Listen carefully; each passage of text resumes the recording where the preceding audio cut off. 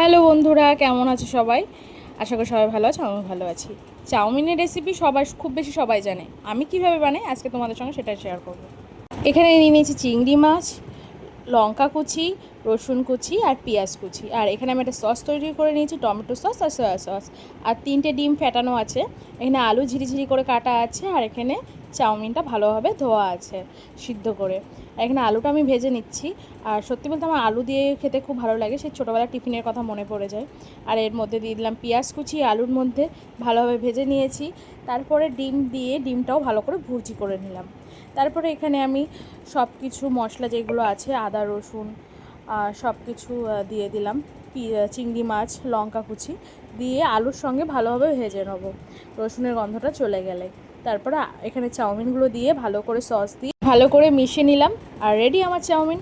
কেমন লাগলো কমেন্ট করো। আবার দেখা হবে নতুন একটা ভিডিও। টাটা।